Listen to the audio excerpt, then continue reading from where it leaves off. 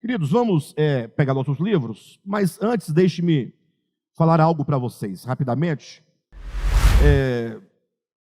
Teve uma pessoa, um irmão em Cristo, né? Não sei exatamente quem é, mas uma pessoa muito bem intencionada, acompanha as mensagens pelo YouTube, teceu lá um comentário, eu tentei responder para ele, não houve muito êxito, eu acredito, a minha resposta não foi suficiente, e eu não dei prosseguimento, porque eu não tenho nem tempo e nem condições de ficar respondendo, né? Porque quando você começa a responder Twitch, responder YouTube, você não dá conta, porque uma coisa leva a outra e não acaba nunca, não é? Então, assim, não é má vontade, mas é porque de fato é difícil. Mas ele fez um comentário interessante, e eu achei por bem abrir essa reunião hoje, voltando a esse ponto, porque talvez seja a dúvida de outras pessoas, não é?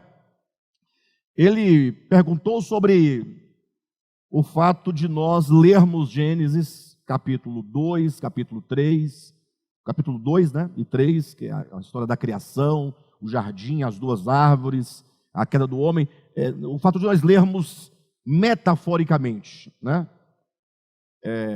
E a pergunta dele é o seguinte: se porventura aqueles rios que estão lá no Éden, que diz que do Éden brotam 4 rios, 4 braços que formam 4 rios, sendo eles respectivamente Gion, Pison, Tigre e Eufrates, não é? Ele perguntou se esses rios também são simbólicos.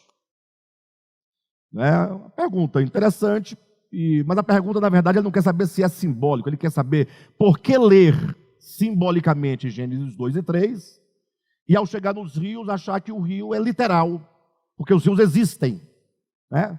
O jardim não existe, mas o rio existe. Os rios existem, essa é a ideia.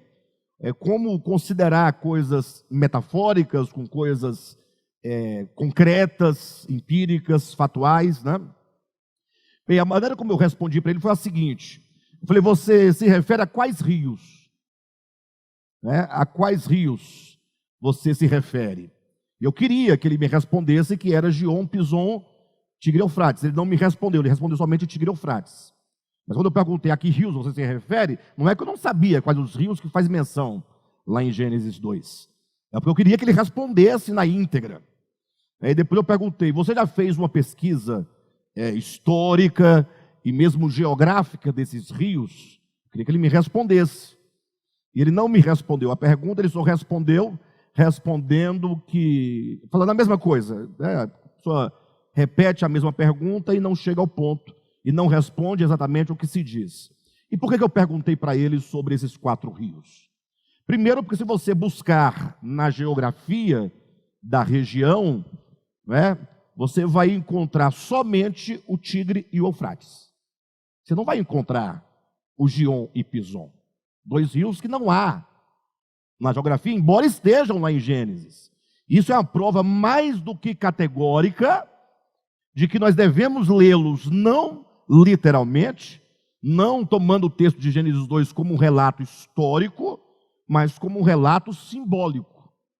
Toda verdade espiritual só pode ser encontrada metaforicamente. Porque a verdade espiritual, ela não se encontra na materialidade das coisas existentes, porque daí já não é mais espiritual. Quem entende? Alguém fala assim, mas e agora? Eu falei assim, agora você vai até o rio Pison e chega lá, busca o ouro que tem nesse rio, porque diz que no rio Pison tem ouro, e tem bidélio, e tem pedras preciosas. E esse rio nunca foi explorado pelos mineiros, nem pelos, as pessoas os ourives, as pessoas que buscam essas coisas. Então é importante que ao ler a Escritura nós a tomemos na sua íntegra buscando compreender. Lógico, agora essa pergunta da pessoa, do nosso irmão, insistisse dizendo, sim, então qual é o significado?